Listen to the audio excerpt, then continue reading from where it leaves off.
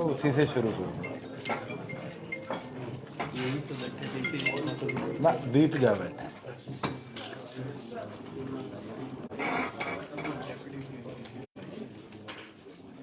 पहले तो क्योंकि हमारे सबसे सीनियर पत्रकार जो लास्ट टाइम यहाँ हमारे बीच में था, आज नहीं है, परवाना जी, उनको नमन मैं करता हूँ, क्योंकि शायद आप लोगों से पहली बार ही उस सती के बाद मिलने का मौका मिला है। और मुझे लगता है कि 4 जनरेशन से जो उनका हमारा साथ रहा, उसको भी हम कभी नहीं भुला सकते।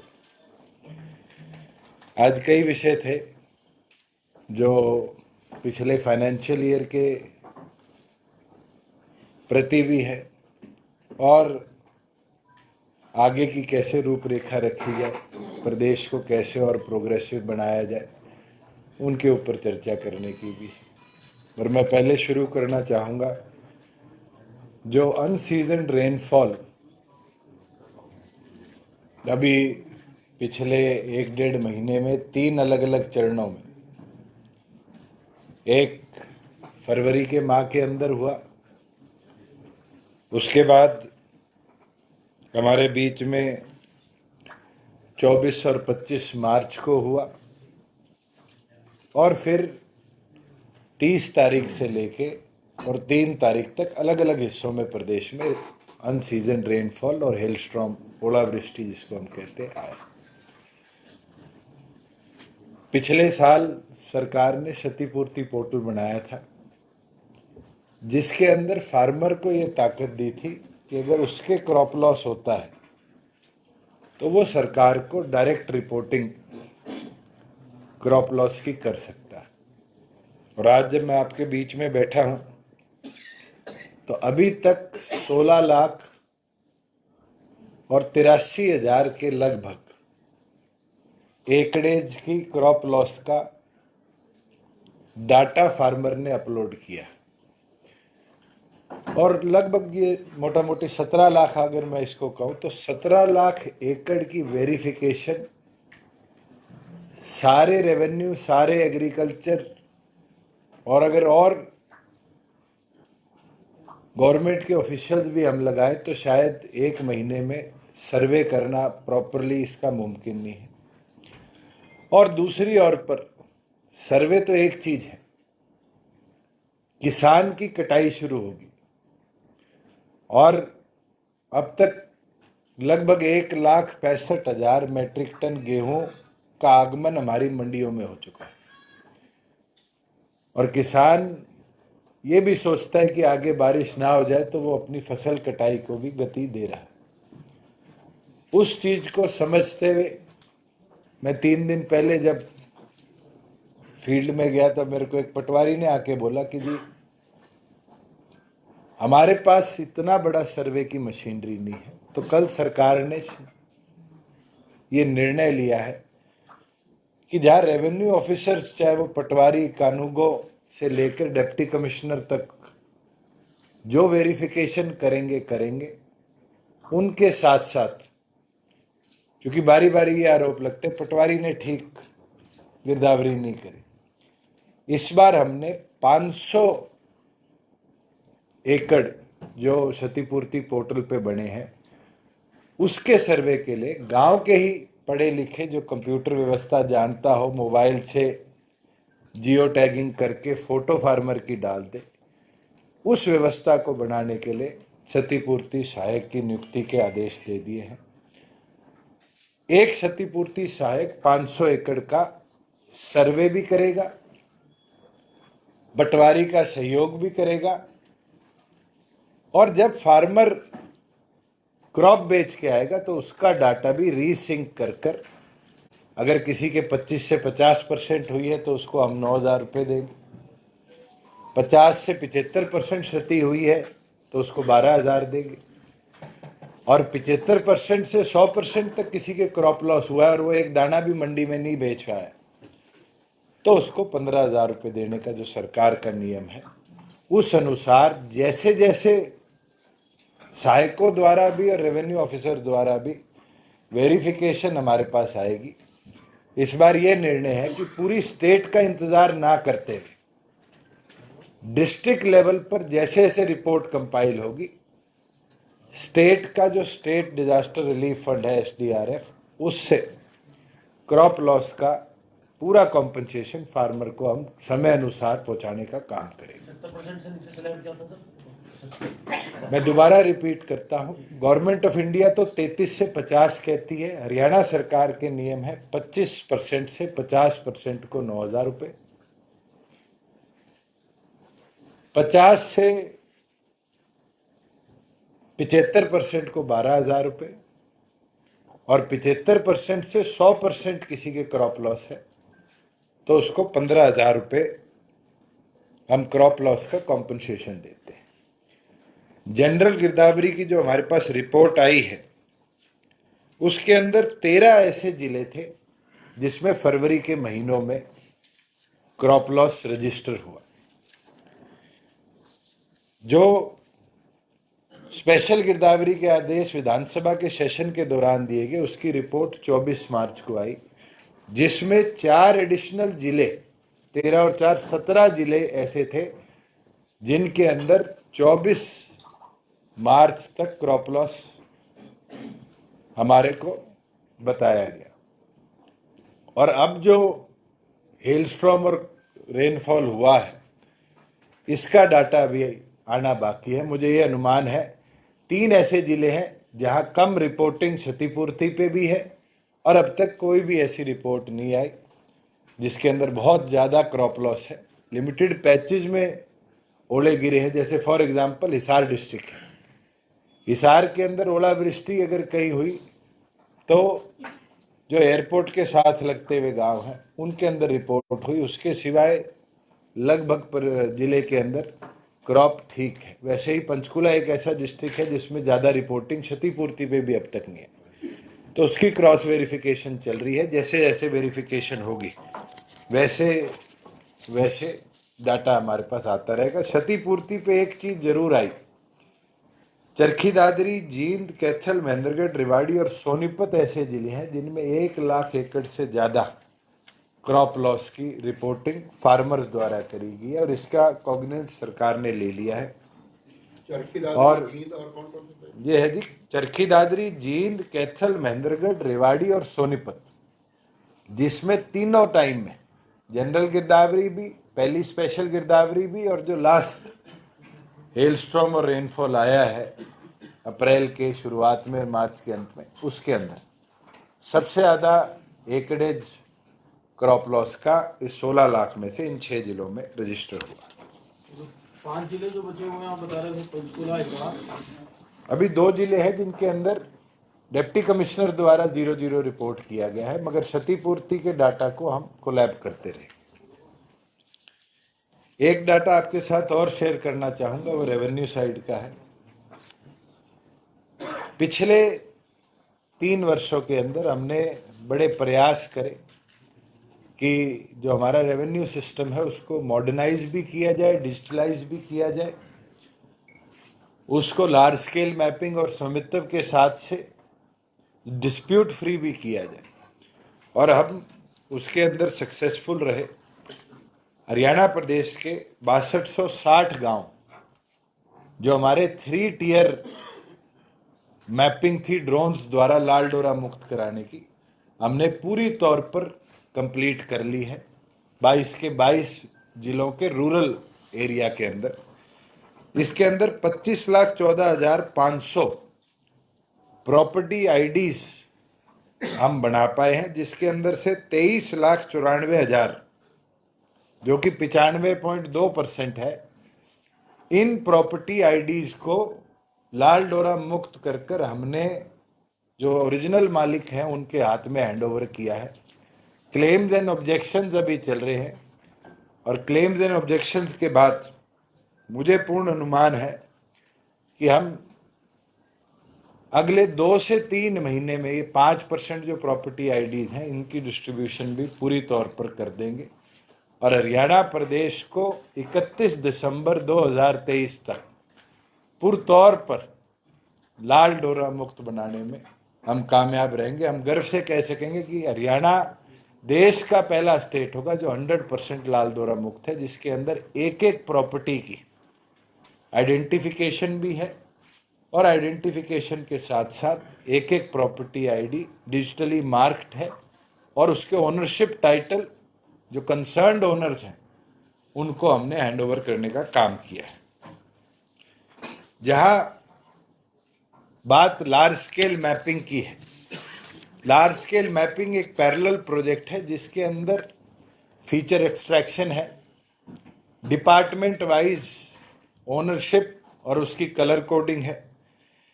इसके अंदर हमारे पास 7115 रेवेन्यू स्टेट्स हैं, जिसमें से बेचिराग 26 रेवेन्यू स्टेट्स हैं और 7089 ये वो रेवेन्यू स्टेट्स हैं जिनका पूरी तौर पर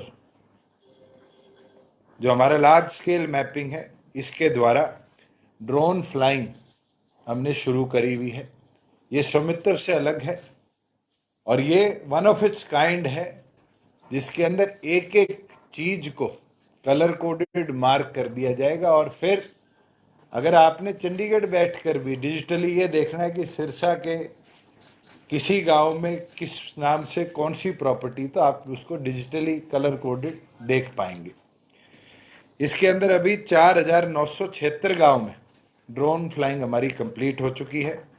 करनाल, सोनीपत, पानीपत और कुरुक्षेत्र, इन जिलों के अंदर 100% ड्रोन फ्लाइंग कंप्लीट हो चुकी है। करनाल और सोनीपत को अर्बन और रूरल दोनों, क्योंकि लार्ज स्केल मैपिंग के अंदर रूरल अर्बन डिवाइड नहीं है, पूरे जिले का मैप इसमें बनता है। और इसमें मरब्बा स्टोन्स जो हमारे हैं पुराने, जो आज मोस्ट प्रॉपर्टीज में मिसिंग है, वो मरब्बा स्टोन्स की मार्किंग भी समय अनुसार हम कर रहे हैं और डिजिटली कर रहे हैं कि जियो टैगिंग के माध्यम से हमें एग्जैक्ट जीपीएस लोकेशन एक एक मरब्बे स्टोन की हरियाणा प्रदेश में मिल जाए, जिसकी एक्यूरेसी 0.1 इंचेस के लगभग हम मानते हैं कि हम कर पाएंगे। इतना एक्यूरेट लार्ज स्केल मैपिंग का डाटा होगा। हमारा टारगेट है कि हम मार्च 2024 तक पूरे हरियाणा प्रदेश को लार्ज स्केल मैपिंग के तहत कवर कर पाएंगे। लार्ज स्केल मैपिंग में हमें दो दिक्कतें जरूर आई।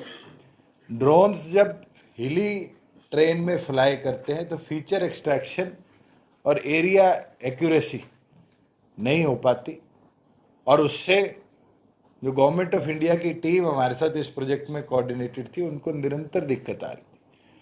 तो अब प्रदेश सरकार ने रोवर्स जो जमीन पे चलेंगे उनको जेम पोर्टल से खरीदने का आदेश दे दिए हैं, और जल्दी जेम पोर्टल से रोवर्स की जैसे ही डिलीवरी आएगी, जो हमारे ये 73 गांव रायपुर, रानी और इस इलाके के हैं जिनकी मैपिंग अभी तक नहीं हो पाई, हम इनको भी कर पाएंगे। और इसके साथ साथ जो एक बहुत लंबा डिस्प्यूट नौतोड़ का है, आप में से बहुत लोग जानते हैं, जिसके अंदर फॉरेस्ट और रेवेन्यू स्टेट्स में लोगों के एक्सचेंज तो हुए, रिकॉर्ड एक्सचेंज नहीं हो रखे, उस सब को भी हम समय अनुसार रेक्टिफाई कर पाएंगे। लास्ट ईयर डिस्ट्रिक्ट लेवल का रिकॉर्ड रूम जो था, डीसी का रिकॉर्ड रूम जिसको हम बोलते थे, उसको हमने डिजिटलाइज कर दिया था।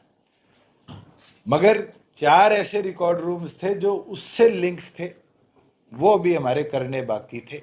वो थे पटवार खाने का, सब तहसील का, तहसील का और कमिश्नरेट का। ये हमने निर्णय ले लिया है कि अब जैसे डीसी का रिकॉर्ड रूम मॉडर्नाइज हुआ है, कहीं आगजनी के कारण रिकॉर्ड जल जाता था और जल जाता था, इससे हम टेक्नोलॉजी का लाभ उठा लें।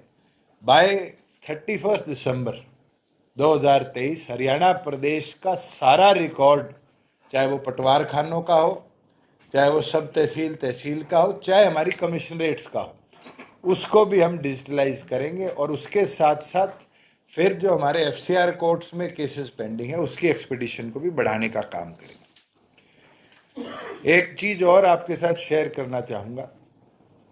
कोविड और कोविड के बाद के सालों में रेवेन्यू कितना बड़ा, स्टैंप ड्यूटी प्रदेश को कितनी आई, अलग अलग प्रकार की जो और लीज डीड की ड्यूटी है और ड्यूटी है वो कितनी आई, ये आपने कई बार पूछा। कई बार ये आरोप भी लगे स्कैम हो गया। मैं आपके साथ डाटा शेयर करना चाहूंगा। 2020-21 में हमारा जो रेवेन्यू रिकॉर्ड था, मैं 19-20 से शुरू कर लेता हूं। 19-20 में 6100 करोड़ रुपया रेवेन्यू स्टैंप ड्यूटी प्रदेश सरकार ने इकट्ठी करी। 20-21 कोविड ईयर था। लगभग 4 महीने के आसपास हमारे रेवेन्यू स्टेट्स बंद पड़े थे। उस दौरान 5134 करोड़ रुपया स्टैंप ड्यूटी प्रदेश के खाते में आई। 21-22 जो कि पिछला वित्त वर्ष था, उसके अंदर 8490 करोड़ रुपया स्टैंप ड्यूटी का हरियाणा सरकार के पास है। और ये जो फाइनेंशियल ईयर अभी खत्म हुआ है 22-23 का, इसमें रिकॉर्ड 10,395 करोड़, मैं रिपीट कर दूं, 10,395 करोड़ स्टैंप ड्यूटी और अदर रेवेन्यू ड्यूटीज का प्रदेश सरकार के खाते में आया। यहाँ प्रोक्योरमेंट की बात चल रही है, मोटा मोटा आप सबको पता है, 408 मंडी गेहूं की, 102 सरसों की, 11 दालों की और लगभग 25 बारले की हमने नोटिफाई करी है। दाल और बारले अब तक हमारे पास आया नहीं है, सनफ्लावर आया नहीं है अभी तक। मस्टर्ड और वीट मंडियों के अंदर आया है, जिसमें मॉइस्चर कंटेंट भी आ रहा है क्योंकि अनसीजन रेनफॉल की वजह से। हमने गवर्नमेंट ऑफ इंडिया को 4 दिन पहले पत्र लिख दिया था। गवर्नमेंट ऑफ इंडिया की कल टीम्स भी 3 हरियाणा प्रदेश में सर्वे कर गई है। माननीय पीयूष गोयल जी से भी मेरी टेलीफोनिक चर्चा हुई है और मुझे उम्मीद है कि जो लस्टर लॉस है, आज दाने में शाइन नहीं है, आज या कल के अंदर गवर्नमेंट ऑफ इंडिया भी हरियाणा प्रदेश को उसके आदेश दे देगी कि उसके अंदर लस्टर लॉस के साथ भी प्रोक्योरमेंट करी जाए। और मॉइस्चर कंटेंट में भी ईज करने के लिए हमने उनसे मांग करी है, क्योंकि ड्यू टू हाई मॉइस्चर आज मंडियों के अंदर 1.5 लाख मेट्रिक टन हमारी गेहूं आई है और उसके अंदर से 18,000 मेट्रिक टन हम प्रोक्योर कर पाए हैं। मगर मुझे उम्मीद है, कल से गर्मी बढ़ी है, अगले 1-2 दिनों के अंदर मॉइस्चर कंटेंट कम होगा। फार्मर भी बड़ी मात्रा में 10 अप्रैल के बाद ही गेहूं लेके आता है और 30 अप्रैल तक गेहूं का पीक अराइवल हरियाणा प्रदेश में रहता है। हमारा लास्ट जो फाइनेंशियल ईयर में वीट प्रोक्योरमेंट थी वो लगभग 67 लाख मेट्रिक टन थी। इस बार बारिश ज़्यादा हुई है, हम फिर भी 76 लाख मेट्रिक टन के लिए पूरी तौर पर गेयर्ड अप है। चाहे वो गनी बैग्स हो, चाहे हमारे लेबर और ट्रांसपोर्ट के कॉन्ट्रैक्टर्स हो, हर मंडी के अंदर नियुक्त हो चुके हैं। और मुझे पूर्ण उम्मीद है कि पिछली साल के लगभग इक्वलेंट वीट अराइवल इस साल हम देखने का काम करेंगे। जहां पैसे किसान के खाते में देने की बात है, हमने 2.5 साल पहले पहला कदम उठाया था, हम सक्सेसफुल रहे। लगभग 13 से 14 हजार करोड़ का, चाहे वो फूड सिविल सप्लाईज हो, चाहे वो हरियाणा वेयर हाउसिंग कॉरपोरेशन हो, चाहे वो हैफेड हो, और 5% जो इस बार 10% से केंद्र सरकार ने कम कर दिया, एफसीआई की जो प्रोक्योरमेंट है उसके लिए चारों डिपार्टमेंट्स ने अपनी सीसीएल बना ली है। फार्मर की पेमेंट 48 to 72 आवर्स डीबीटी के माध्यम से किसान के खाते में हम देने का काम करेंगे। अगर कोई डिले आता है तो 9% इंटरेस्ट के साथ फार्मर को पेमेंट करी जाएगी। एक उसके अंदर हमने क्लॉज जरूर डाला है कि अगर फार्मर अपना अकाउंट नंबर गलत डाल देता है और उसके कारण डिले होता है तो उसके अंदर उसको इंटरेस्ट नहीं दिया जाएगा। तो मैं आपके माध्यम से फार्मर्स तक 2 चीजें कहना चाहूंगा।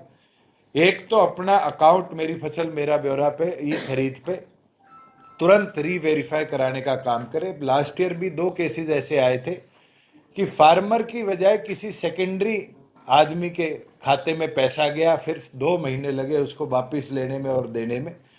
वो एरर जो है वो फार्मर्स का अगर साथ रहेगा तो हम पूरी तौर पर रेक्टिफाई कर पाएंगे।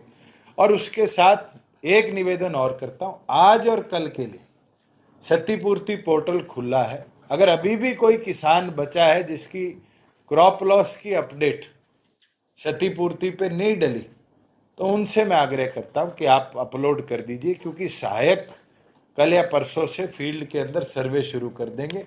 उसके बाद फिर हमारे पास कोई ऑप्शन नहीं बचेगा। जो 7 दिन का विंडो दिया था वो परसों खत्म हो जाएगा शाम को। ये आपसे आग्रह मैं करना चाहूँगा। जहाँ बात जीएसटी की है, हमारा फिस्कल ईयर खत्म हुआ और बड़ी खुशी की बात है, लास्ट ईयर हम 6ठे नंबर पे देश में थे, जिसमें दिल्ली भी हमारे से ऊपर था जीएसटी कलेक्शन के अंदर। लगभग 22-23% की हमने जीएसटी की ग्रोथ इस साल देखी है। जीएसटी टोटल कलेक्शन प्रदेश की 33,527 करोड़ है, जिसमें से जो लास्ट 2 महीनों की हमें जीएसटी कॉम्पनसेशन 3 महीनों की हमें मिली थी, उसके अंदर 2575 करोड़ रुपए कॉम्पनसेशन का हमें पैसा मिला था। उसके बावजूद भी प्रदेश ने 30,951 करोड़ रुपया टैक्सेशन का कलेक्ट किया है। आज हमारे से ऊपर 3 प्रदेश हैं, आज हम 4थे नंबर पे हैं। और वो 3 प्रदेश भी मैं आपको बताऊं तो एक union territory of Dadar Nagar Haveli है, एक सिक्किम है और एक गोवा है, जो कि बहुत छोटे छोटे प्रदेश हैं। और बड़ी अच्छी मेहनत हमारे टैक्सेशन ऑफिसर्स ने करी है, जिसके अंदर 2 राउंड ऑफ ट्रेनिंग हमने, एक राउंड ऑफ ट्रेनिंग तो ब्रिटिश हाई कमीशन और उनकी टीम से कराने का काम किया, और एक सेंट्रल जीएसटी, उसके साथ साथ कई ऑफिसर्स उसके अंदर सीबीआई, ईडी और ये जो इन्वेस्टिगेशन एजेंसीज होते हैं कस्टम्स के, इनके भी हमारे ऑफिसर्स को ट्रेन करने आए। और मैंने ये आदेश भी दे दिया है कि इसको 2 बार साल में हम एक रेगुलर इवेंट बनाए कि हमारे जितने ऑफिसर्स हैं वो लेटेस्ट मॉडर्न टेक्नोलॉजी के साथ गेयर अप होते रहे। और इसके लिए स्पेशल बजटरी प्रोविजन भी हमने इस बार रखवाई। जहाँ बात एक्साइज की आती है, मैंने आपको पीछे ब्रीफ किया था कि हमारी ग्रोथ रेट अच्छी है, क्योंकि हमारा फाइनेंशियल ईयर ख़त्म हो गया और 1 महीना अभी हमारे लास्ट किस्त बाकी है। मगर उसके बावजूद भी अगर मैं पूरे साल का अनुमान लगाऊं तो अभी तक 22-23 का जो एक्साइज ईयर है उसके अंदर 9,687 करोड़ रुपया प्रदेश सरकार के पास आ चुका है। और जैसे ही आगे ऑक्शन और ये प्रोसेस शुरू होगा, इस बार जब हमने 9200 करोड़ का टारगेट लिया था, हम 10,200 करोड़ को क्रॉस कर लेंगे इस एक्साइज ईयर के अंदर। उसके अंदर 2400 हमारे टोटल लिकर वेंट्स थे। 2400 में से 2104 लिकर वेंट्स पर हमने POS system, point of sale system, जो हमारी एक्साइज पॉलिसी का पार्ट था, वो इंस्टॉल कर दिया है। Flow meters already in movement है और मुझे उम्मीद है कि इस महीने के अंत तक हमारी डिस्टिलरीज के अंदर फ्लो मीटर्स प्रॉपरली इंस्टॉल हो जाएंगे। High security CCTV cameras Haryana प्रदेश के प्रत्येक वेयरहाउस, प्रत्येक बॉटलिंग प्लांट और प्रत्येक डिस्टिलरी के अंदर इंस्टॉल हो चुके हैं। और हमें विश्वास है कि इससे जो लीकेजेस सीपेजेस थी वो बहुत अंत तक हम कंट्रोल कर पाए। और हमने इस साल डिस्टिलरीज और बॉटलिंग प्लांट्स को और बेहतर मॉनिटर करने के लिए, पहले मॉनिटरिंग सीसीटीवी कैमरास की डीटीसी ऑफिस के अंदर होती थी, इस बार ये निर्णय ले लिया है कि मॉनिटरिंग जो है उसको हेडक्वार्टर में भी हमने एक कमांड सेंटर बनाया और हेडक्वार्टर में भी पैरेलली हम मॉनिटर करने का काम करते हैं, जिससे जो हमें संशय था कि हमारे टैक्स चोरी होती है उसको बहुत हद तक हम रोक पाए हैं। हाँ, पंजाब ने अपनी पॉलिसी जो बनाई है उसका साइड इफेक्ट्स हमें देखने को मिला कि हमारे जो बॉर्डर के वेंट्स थे उनके अंदर हमें 3 ऐसे वेंट्स थे जो सरेंडर करके हमें रीऑक्शन करने पड़े। और कईयों के अंदर ये हमारे पास समाचार भी है, उनकी तरफ से पत्राचार भी है कि लॉस हो रहा है because of Punjab excise policy. जो अगले साल की हमारी पॉलिसी होगी उन पे, इन सब बिंदुओं पर भी हम विचार करेंगे। एक चीज़ नई हम शुरू करने का काम करेंगे। अब तक रोड साइड चेकिंग के लिए जो चलानिंग होती थी वो मैनुअल थी। हाथ से काटी जाती थी, उसमें ये अनुमान नहीं लगाया जाता था कि ट्रक को रोका कितने बजे गया है, इंस्पेक्शन कितने बजे हुई है, रिलीज कितने बजे हुआ है। अगले 1 महीने के अंदर अंदर हम सॉफ्टवेयर डेवलप कर सारे ऑफिसर्स को टैब्स इशू कर देंगे, जिससे पूरी तौर पर जीपीएस लोकेशन से एग्जैक्ट लोकेशन आए, समय जो हो उस समय को फीड किया जाए, क्या क्या चीज़ें अंदर टैक्स चोरी की है उसका प्रॉपर रिकॉर्ड बनाया जाए। और ये केवल मात्र टैक्सेशन विभाग के अधिकारियों के लिए नहीं, जैसे पैरेलली सीएम फ्लाइंग भी अलग अलग जगह अपनी छापेमारी करती है, उन सब को भी हम इन टैब्स के साथ इक्विप करने का काम करें। अंत में एक चीज मैं रखना चाहूँगा, वो हिसार एयरपोर्ट की है। कई साथी बारी बारी पूछते हैं कि हिसार एयरपोर्ट कब जाएगा। हिसार एयरपोर्ट का जो रनवे है हमारा 31 मई तक, जो कंक्रीट की स्लैबिंग एंड में बची है वो कंप्लीट हो जाएगी। 31 मई से लेके 31 अगस्त तक जो वहाँ पर एडवांस लैंडिंग सिस्टम के लिए नेविगेशनल एड लाइटिंग लगनी है वो डिलीवर हो चुकी है, वो इंस्टॉल हो जाएंगी। बाउंड्री वॉल जो पूरे हमारे फेज 2 की है, फेज 3 की तो chain link boundary wall complete हो चुकी। जो फेज 2 है, जो हमारा एयरपोर्ट की प्रेमिसेस रहेगी, जो आईएमसी है मैन्युफैक्चरिंग क्लस्टर, उसके अंदर का जो एरिया है वो हमारी 31 मई तक कंप्लीट हो जाएगी। जो हमारा इंस्ट्रूमेंटल लैंडिंग सिस्टम है जो प्रॉपर कंट्रोल रूम के साथ बनेगा, आईआरबी की 2 बिल्डिंग्स थी वो खाली हो चुकी है, हमने हैंडओवर कर ली है, उनकी रेनोवेशन शुरू कर दी गई है वॉर फ्रंट पे। और मुझे उम्मीद है कि हमारा 31 अगस्त तक इंस्ट्रूमेंटल लैंडिंग सिस्टम जो है, जो प्लेन को गाइड करेगा लैंड करने के लिए, वो इंस्टॉल हो जाएगा। जहाँ जहाज पार्किंग करते हैं, जैसे चंडीगढ़ एयरपोर्ट पे आपने देखा होगा कंक्रीट का एक एप्रन होता है, एप्रन हमारा इस महीने के अंत तक 30 अप्रैल तक 10 जहाज खड़े करने का पूरी तौर पर कंप्लीट हो जाएगा। आईएमडी जो इंस्ट्रूमेंट होता है मेट्रोलॉजिकल डिपार्टमेंट का, जो वेदर फॉरकास्ट को और प्लेन को कहीं ना कहीं कनेक्ट करता है, वो 31 अगस्त तक डिलीवर हो चुका है, 31 अगस्त तक इंस्टॉल हो जाएगा। सीसीआर और नेविगेशन इक्विपमेंट्स जो हैं ये भी 31 अगस्त तक कंप्लीट हो जाएंगे। एक चीज़ मैं कहना चाहूँगा, सेशन में आपने सुनी होगी कि मेरी कंपनी है, ज़मीन है, एयरपोर्ट में ज़मीन ली गई है। मैंने डाटा आपके साथ भी शेयर कर लूँगा, मैं रिकॉर्ड निकाला है, पूरे 7117 एकड़ 5 कनाल और 15 मरले ज़मीन एयरपोर्ट के नाम हुई है। और उसके अंदर सारा रेवेन्यू रिकॉर्ड ये बताता है कि सब 1947 से जीएलएफ की ज़मीन है। सिर्फ एक ज़मीन पंचायत डिपार्टमेंट की थी जो 1988 में जीएलएफ के नाम पे, जो हमारा कैटल फार्म था उसके नाम पे ट्रांसफ़र हो गई है। तो कोई इस तरह के बेतथ्य आरोप जो लगा रहे थे, मैं उनको बोलना चाहूँगा कि फैक्चुअली बात करें। ऑल्टरनेटिव रोड भी जो बन रही है उसके अंदर भी कोई प्राइवेट लैंड हम एक्वायर नहीं कर रहे। फॉरेस्ट डिपार्टमेंट के साथ 25 एकड़ हमने ट्रांसफ़र करने के लिए फॉरेस्ट डिपार्टमेंट को लिख दिया कि एविएशन के साथ ट्रांसफ़र कर लिया जाए।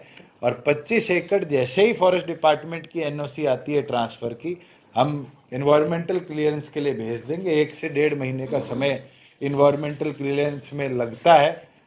और हमने सर्वे भी करा लिया, 22 पेड़ वहाँ है जो रीलोकेट करेंगे, काटेंगे नहीं हम, वो रीलोकेट कर ऑल्टरनेटिव रोड भी बाउंड्री के साथ साथ फिर हम बनाने का काम करेंगे, जिससे हिसार के लोगों को डियर पार्क के साथ, दांशु के साथ, तलवंडी राणा के साथ हम पूर्ण तौर पर दोबारा जोड़ पाए। इसके साथ एक चीज़ जरूर कहना चाहूँगा, कल मेरे पे ये आरोप ना लगे कि दुष्यंत की कंपनी है। एक कॉरपोरेशन हमने बनाई है जिसका नाम हरियाणा एविएशन डेवलपमेंट कॉरपोरेशन है, और उसके अंदर चेयरमैन एविएशन मिनिस्टर है एक्स ऑफिशियो। उसके अंदर मेंबर्स के तौर पर ACS finance, PSCM, ACS industry, ACS civil aviation, ये सब मेंबर्स के तौर पर है। रजिस्ट्रेशन अभी हुई नहीं है क्योंकि हमारे एक आईएएस ने अपना लैंडलाइन नंबर अपने दिन में दे दिया, तो वो शायद इस हफ्ते के अंदर अंदर रेक्टिफाई हो जाएगा।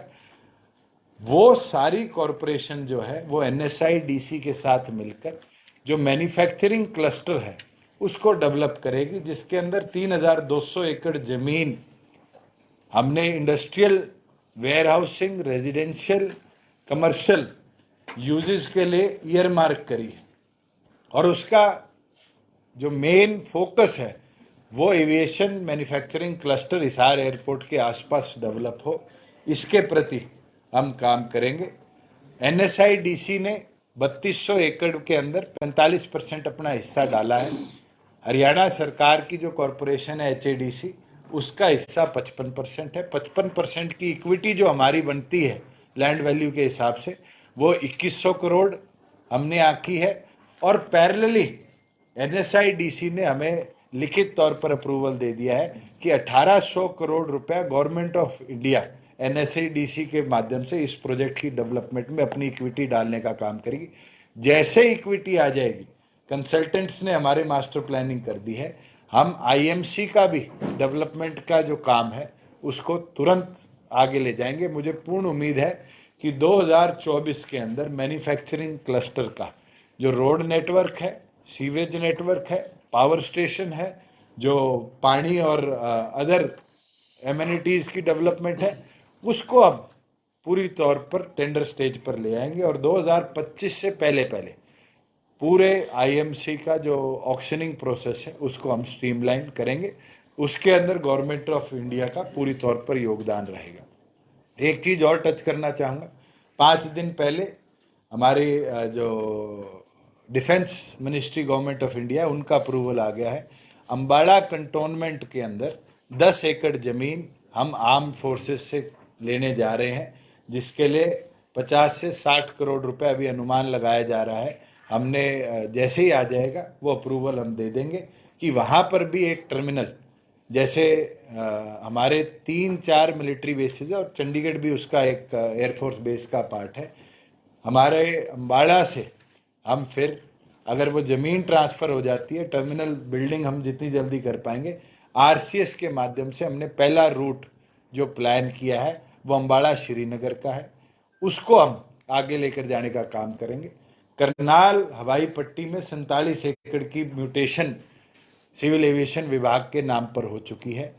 बाउंड्री वॉल एक्सटेंशन का काम हमने टेंडर प्रोसेस में शुरू कर दिया और जैसे ही बाउंड्री वॉल एक्सटेंशन होगी 3000 फीट की करनाल की पट्टी को फिर हम 4500 फीट की हवाई पट्टी बना देंगे, जिसमें हम 48 सीटर तक का प्रोपेलर प्लेन उतार पाएंगे। और कृष्णा सर्किट और RCS के अंदर हम फिर इसको भविष्य में लेके जाएंगे, जिससे करनाल श्री महाभारत की धरती कुरुक्षेत्र के पास लगता हुआ उसको जो कृष्णा सर्किट के और धाम है उससे हम रिलीजियस पॉइंट ऑफ व्यू से कनेक्ट कर पाए।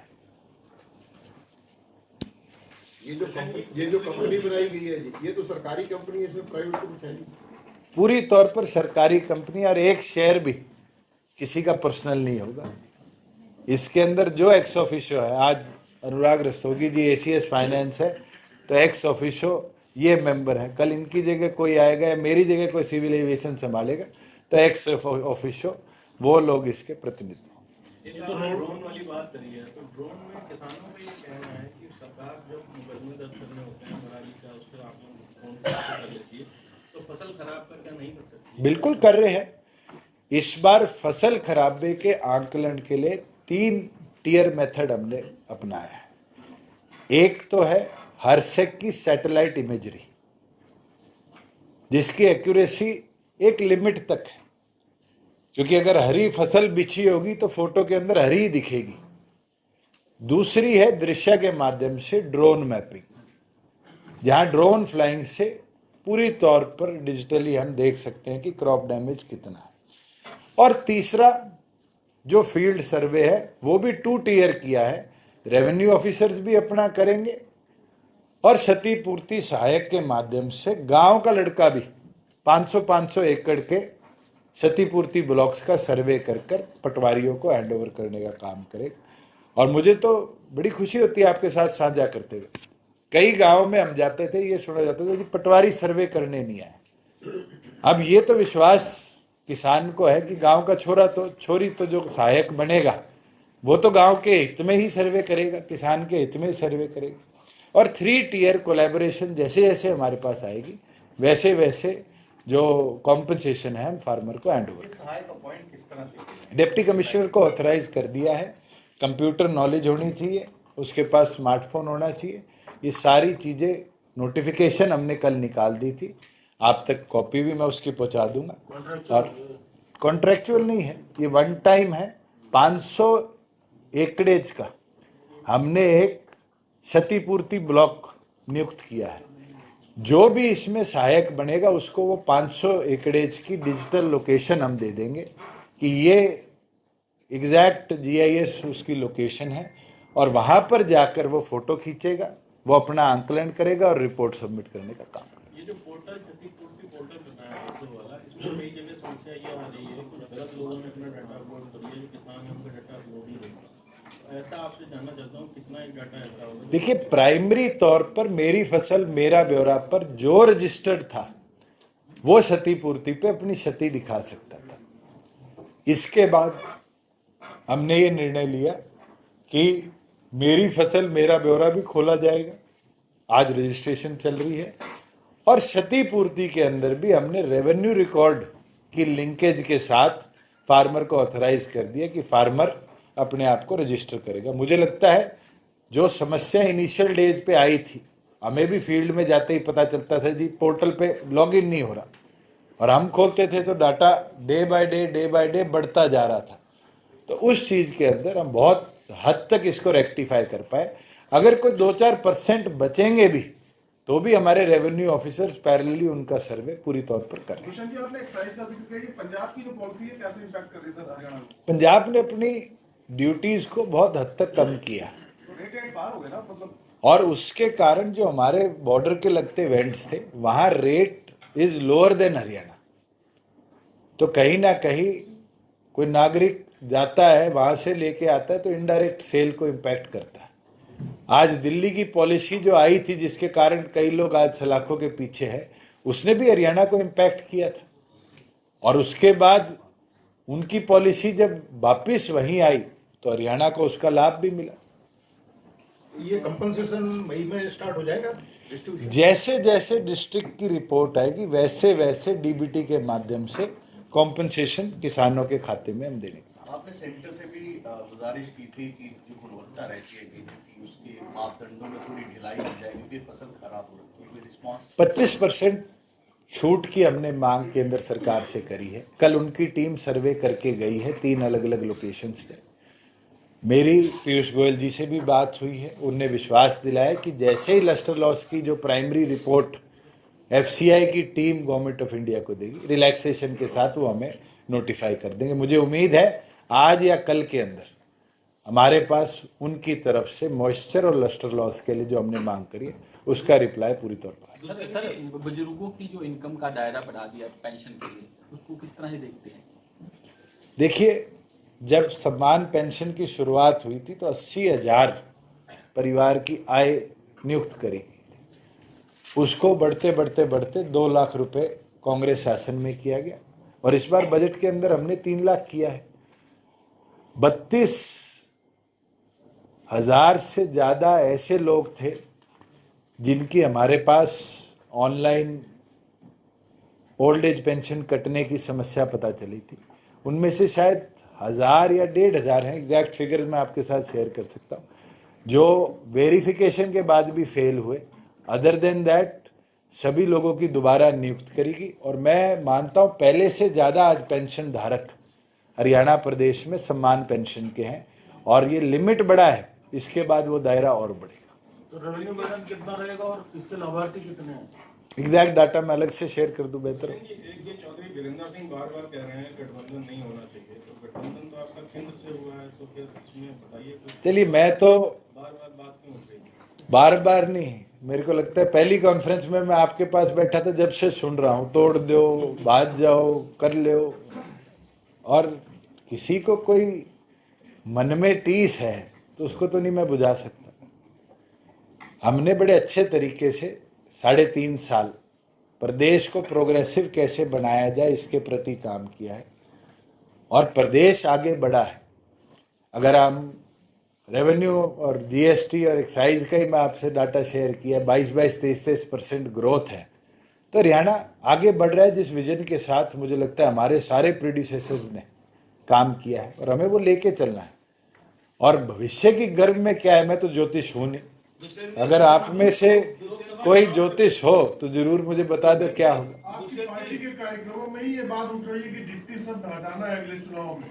इसका मतलब ये हुआ कि आप अकेले जाने चुनाव। मैं तो परसों प्रधानमंत्री जी की बात सुन रहा था, उनने बीजेपी के स्थापना दिवस पे कहा कि हम 2 सांसदों की पार्टी थे, आज 300 पार कर गए। क्या संगठन को हमने सीमित 10 सीटों पे रखना है? बिल्कुल नहीं। भारतीय जनता पार्टी के 40 पे सीमित होकर लड़ेगी? नहीं। दोनों पार्टियां 90 की 90 सीटों पर तैयारी कर रही है। आगे जो फैसला होगा वो तो भविष्य की गर्भ में। ये कहना कि हमारे कार्यकर्ता क्या कह रहे हैं, आपके कार्यकर्ता क्या कह रहे हैं, मैं तो आपसे पूछ लेता। आपने जब डिस्ट्रिक्ट में रिपोर्टिंग करी, आज आप हेड क्वार्टर रिपोर्टिंग कर रहे हैं, कल आपकी भी सोच होगी कि अखबार के मालिक बने। इस चीज को कौन रोक सकता है? मुझे लगता है ये सबकी इच्छा है। ग्रोथ किसको नहीं अच्छी लगती, मगर आज जो दायित्व, जो जिम्मेवारी मेरी है, मैं सेटिस्फाइड हूं। बड़ा अच्छा मुझे अवसर इस उम्र में मिला और उस अवसर को हमने बड़ी अच्छे तरीके से जन सेवा में डालने का काम किया। कांग्रेस को लेकर के लगातार आपने बात कही है कि कांग्रेस के साथ हम कभी भी नहीं जा सकते, लेकिन दिग्विजय चौटाला बार बार ये कह रहे हैं कि हम कांग्रेस के साथ भी जाने के लिए तैयार थे। देखिए, उस समय गठबंधन हो रहा था, जब रिजल्ट आया, कौन किससे बात कर रहा था, क्या क्या बातें हुई, ना छेड़ी जाए तो बेहतर है। और हमने तो प्रदेश को कैसे सक्सेसफुली चलाया जाए उस विजन के साथ अलायंस किया और भारतीय जनता पार्टी के साथ कॉमन मिनिमम प्रोग्राम में दोनों पार्टियों ने बड़ा अच्छी तरीके से 3.5 साल प्रदेश चलाया है। तो ये कॉमन प्रोग्राम जो बना था, कोऑर्डिनेशन कमेटी भी है, मिनिमम प्रोग्राम भी है और वो पार्ट भी सरकार का है। जो लोग इस तरह का डिसऑबे कर रहे हैं या बोल रहे हैं पार्टी लाइन, आप गठबंधन कोई इस पे मॉनिटरिंग नहीं कर रहा है, कोई एक्शन नहीं होगा क्या? मतलब इस पे क्या सोचती है पार्टी, आप और आप मुझे ये तो बताओ, अगर मैं आपके सामने चुनाव लड़ के आपको हरा दूं, आपको खुशी रहेगी, अलायंस रहेगी? प्लीज वो वाले दुष्यंत जी, एविएशन के क्षेत्र में आप इतना काम कर रहे हैं, हरियाणा जो स्टेट है इंडस्ट्रियल स्टेट है, अपना कोई आपके पास इंटरनेशनल एयरपोर्ट नहीं है। अभी आपने कहा कि अम्बाला में हम ये 10 एकड़ लेकर वहाँ हैंगर बनाएंगे कि मतलब टर्मिनल एक बने, तो पहले तो मैं आपको निवेदन करता हूँ सबको, आज किसी को मौका मिले तो एरो क्लब ऑफ इंडिया का आज एक एग्जीबिशन है पिंजौर के अंदर, वन ऑफ इट्स काइंड, जहाँ जो छोटे जहाज होते हैं, नॉन पैसेंजर, बड़े हम टॉय प्लेन्स कह लेते हैं, उनका एक एरो शो सुबह 10 बजे से 5 बजे तक है। जरूर परिवार के साथ उसको विजिट करके आए। पहली बार इस तरह की कोई गतिविधि हरियाणा की किसी एयर स्ट्रिप पे हो रही है। अगर आपने स्काई डाइव करना है वैसा तो बता दीजिए, मैं महेंद्रगढ़ जरूर व्यवस्था बनाऊंगा कि आपको 15,000 फुट से कूदने का मौका मिले और बड़ा एक अवसर मिले। और जहाँ इंटरनेशनल एयरपोर्ट की बात है, मैं बंसीलाल जी के समय में 5 एयर स्ट्रिप्स हरियाणा प्रदेश में बनी और वो एयर स्ट्रिप्स बनी जिनने ये मौका दिया कि मुख्यमंत्री का जहाज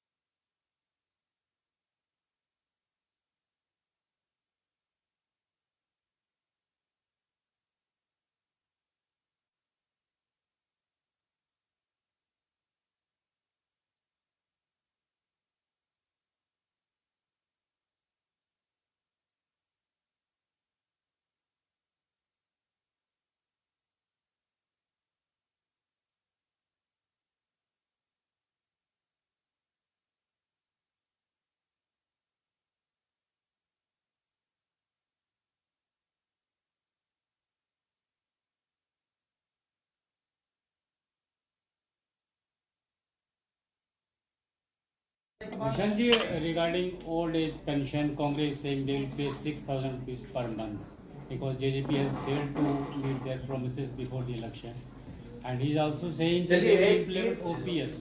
चीज मैं बोल सकता हूँ कि बारी बारी मेरे से पेंशन पे सवाल पूछा जाता है, मगर कॉमन मिनिमम प्रोग्राम में जो सैकड़ों चीज हुई है उस पर भी तो सवाल पूछो। और मैं तो 10 विधायक के साथ इतना कर गया, 750 पेंशन बढ़ा के। आप मेरे 50 बनवा दो, मैं 5000 कर दूंगा।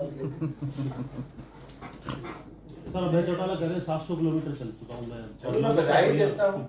मैंने तो यही कहा था कि पैदल चलना कोई आसान चीज नहीं है। जब चलेंगे तब पता चलेगा, समस्या पता चलेगी। अभी तो 700 है सर, मैंने 4200 सुना। सर इंटरनेशनल फ्लैट के बारे में जैसे आपने बोला है कि एक यूडीएफ चार्ज पड़ता है, जैसे अदर कंट्री से जो फ्लैट लैंड होती है तो यूडीएफ चार्ज जैसे पंजाब में ज्यादा पड़ रहा है, तो हरियाणा में इसकी कोई फैसिलिटी है कि जो जैसे इंग्लैंड से जो नई एयरलाइन शुरू होने जा रही है तो उसका यूडीएफ चार्ज हरियाणा में कम हो? साहब हरियाणा में एयरपोर्ट 31 अक्टूबर के बाद है। टैक्सेशन पे, रेट्स पे, पार्किंग चार्जेस पे, लैंडिंग चार्जेस पे, फ्यूल चार्जेस पे जो टैक्स लगाना है सरकार जब ही प्लान करेगी जब हम सक्षम हो पाएंगे एक जांच को।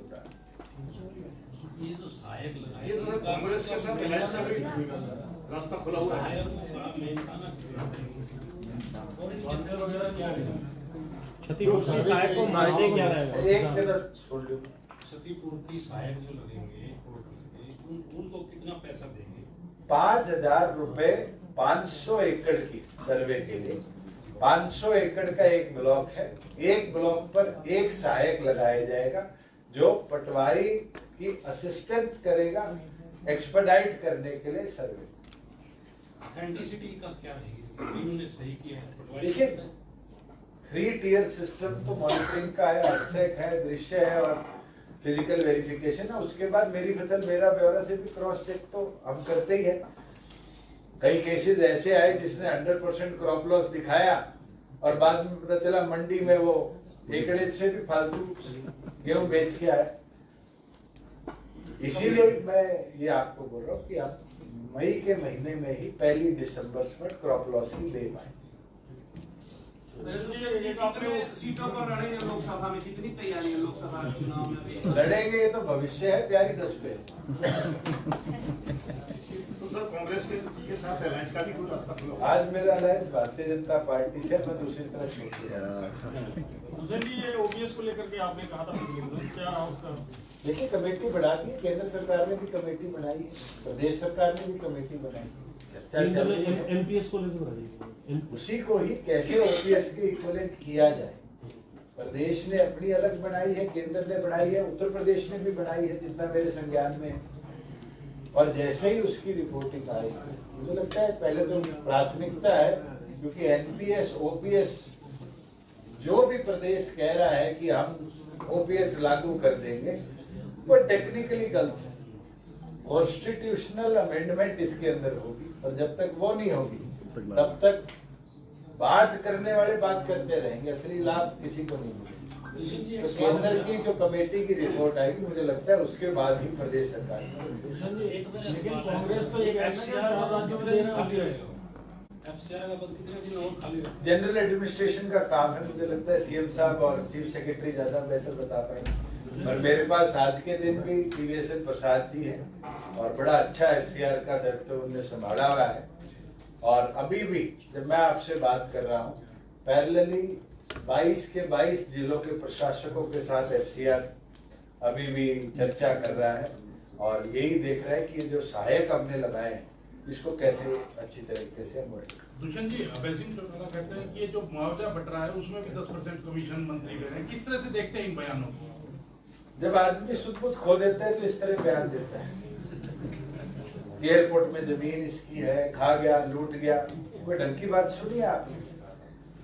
मेयर फ्रस्ट्रेशन है और आप लोग भी मेरा नाम ले लो, बीपी बढ़ा देते।